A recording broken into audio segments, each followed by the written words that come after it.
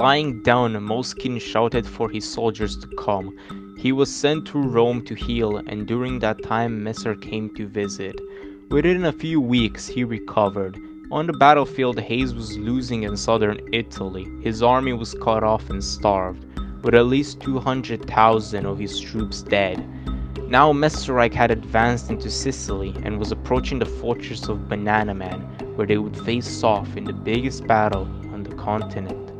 When Moleskine was discharged from the hospital, he was sent to the front. Instead of setting up camp near the city, he went to another city, captured it, and set up camp there, forcing some Hayesian soldiers to try and recapture it.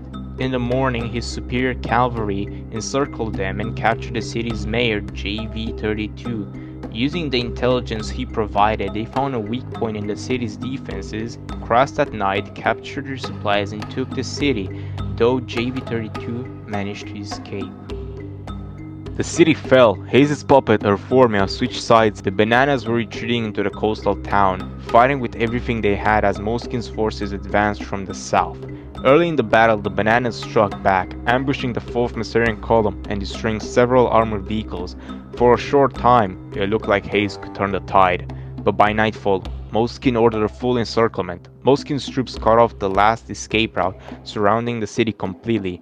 The Masurian 12th Division, known as Moleskine's Catenator, stormed through the outskirts, burning supply depots and executing captured officers. Civilians fled towards the port as artillery shells turned the harbor into a graveyard of ships.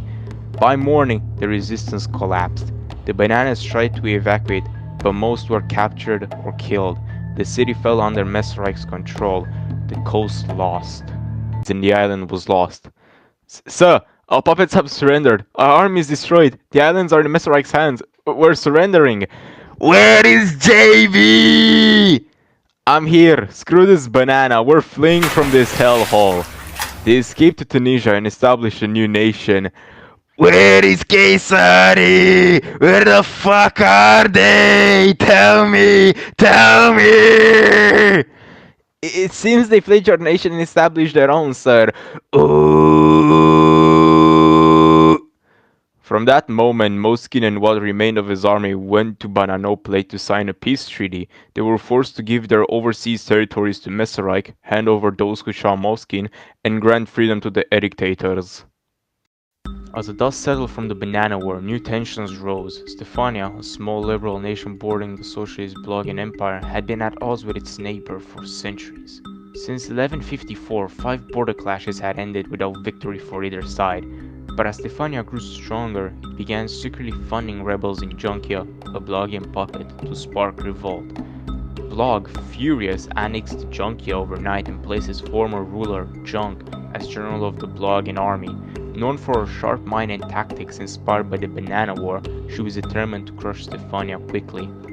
At 6 in the morning, Blog declared war. Thousands of Blogian troops crossed the border, advancing towards Doremia, a fortified city on the Doremian River. Stefania's soldiers retreated behind the riverbanks, torching bridges and farmland to slow the invasion. For 2 days, artillery duels thundered non-stop.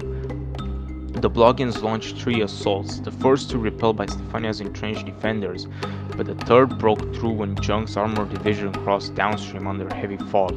Doremia was surrounded by dusk. Stefania's high command ordered a retreat to the mountains, leaving behind burning villages and hundreds of prisoners. By nightfall, Blogian banners flew over the city. The Battle of Doremia was won, but both sides knew this was only the beginning of the war.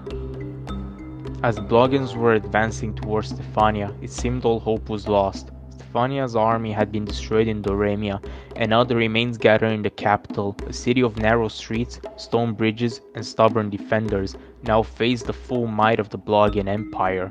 Junk's forces, fresh from Doremia, advanced with relentless speed, determined to crush the city once and for all.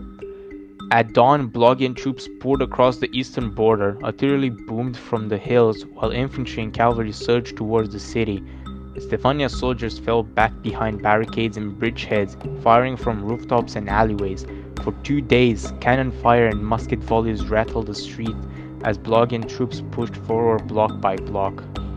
On the 3rd day, Junk ordered a full encirclement. Columns of infantry moved along the northern roads while cavalry swept south through the meadows to cut off the city from the west. The armored divisions struck straight at the western gates, blasting through the outer defenses.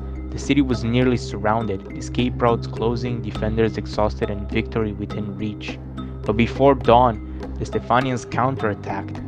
Reverse battalions hidden in the western woods advanced fast and hard, striking the southern Blogian flank. The assault hit like a hammer, collapsing supply lines, overrunning command posts, and throwing the Blogian ranks into confusion. Infantry fought desperately to hold ground, but entire regiments were surrounded and destroyed near the western roads. By nightfall, the Blogian line broke. Units scattered, cavalry fled north, and Junk's headquarters lost contact with half the army. Nearly 40% of our force was lost, dead, captured, or missing. The encirclement meant to crush Stephania had turned into a disaster. At sunrise, Junk ordered a retreat. The Blogians fell back toward the east, leaving their dead and guns behind. Stephania still stood, scarred, burning, but unbroken.